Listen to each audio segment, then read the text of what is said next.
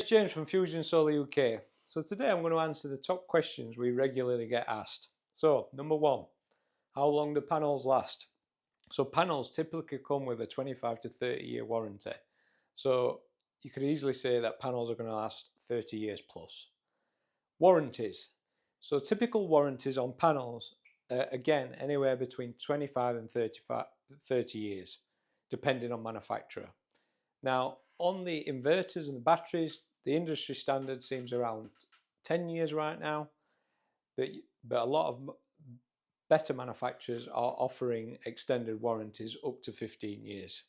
So you can rest assured these are built to last. So roof suitability.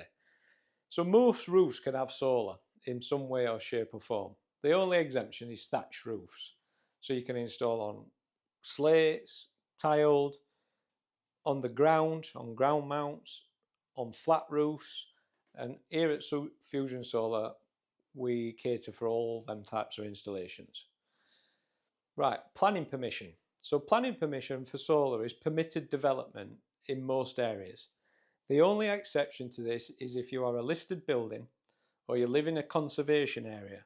If you live in a conservation area, generally you're allowed to put panels on the back of the property what's not road facing. If you want them on the road facing, generally you would need planning, so we would need to seek permission from the local authority. Installation time. So installation time typically takes, on a normal domestic, 2 to 3 days. Obviously on larger commercials this can be a lot longer depending on system size.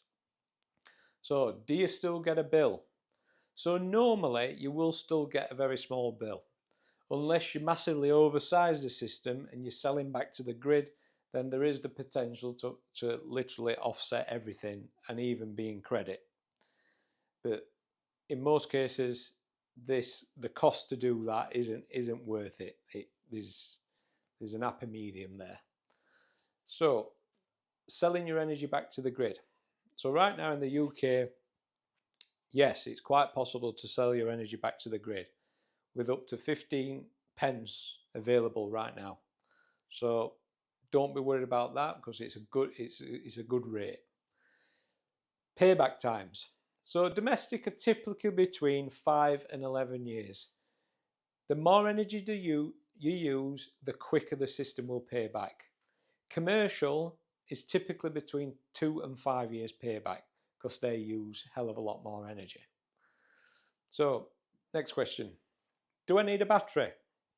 So in domestics, it makes sense to have a battery in most cases because generally people are in and out in the day and the most usage is generally at night. So you need to store that day's energy in the battery ready for when you need it. So generally a battery does make sense, especially in domestics. Commercial, it's very dependent. Sometimes it doesn't make sense, sometimes it does. It really depends on working hours and things like that. Maintenance. So the good thing with solar, and this is why we love solar, there's no moving parts. So maintenance is pretty minimal. So we recommend cleaning your panels every 3 to 5 years, depending on the situation it's in. So if there's trees nearby and things like that, and you've got birds in the area, potentially you might need to clean a little bit more often. But generally speaking, the rain will wash off the most debris. Now sometimes when the panels are mounted really shallow, they may need a bit more cleaning than panels that are mounted at a more 30 to 40 degree angle. So whole house backup seems to be a buzzword right now. So there's talks that the grid could become more unstable because of all the connections to the grid or the solar to the grid, so people are opting for whole house backup. Now in the UK there is only a handful of manufacturers that do true whole house backup, so don't get that confused with emergency power to whole house backup. So the systems we fit, Sig Energy being one of them, Tesla, all offer full house backup. So house value, does solar increase your house value? Now, there was a report on Rightmove, which you can Google, does solar increase my house Rightmove, and it will show you the increase in potential house value through increasing the EPC rating of your property. So if you get the EPC of your property and look at what it is today, and then if you look further down your report, there'll be a bit what says about the steps you could take to make your property more energy efficient. Now generally there's one for solar, and it'll tell you what it'll jump the ban by. So generally jumping a ban can add, according to Rightmove, anywhere between 3 and 11% house value. So it's something to obviously consider. So you could potentially be baking in the capital cost of the system on day one. And there's loads of articles and third-party evidence suggesting that. So energy prices keep rising. Yes, they do. And the only way that we can protect ourselves with that is with solar. So solar, if you can offset 70% of your energy bill, then it means you're only potentially having to buy the 30%, which obviously is subject to price increases.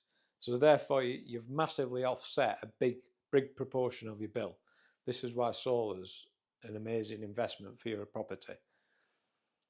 So the environmental impact. So solar, because obviously you're not buying electricity from whether it's being made by a gas or coal or whatever. I mean, there obviously is a lot of green energy on the grid right now by offshore wind and solar farms, but obviously that's, you know, when the wind's good and when the solar's good. So there's always going to be a reliance on fossil fuels. So you going solar on your own property, you offset CO2. So therefore you are doing your bit towards the environment. Next question, finance versus energy bills. So we all don't like finance, me included. But sometimes if you look at it holistically and think, right, at the minute you're paying your energy bill, no matter what, that bill keeps coming. So it's like a form of finance. So in a lot of cases when you do get finance, the finance cost generally is equal to or less than what you're currently paying on your energy bills. So instead of paying the energy provider, you're paying something off, which you will ultimately own your own energy plant once the finance is cleared.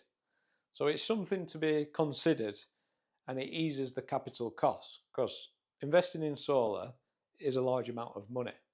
So any help we can get with that is obviously a good thing. So I hope that helps with some of your questions. If you've got any further questions, then please don't hesitate to get in touch, and we'll speak soon. Thank you.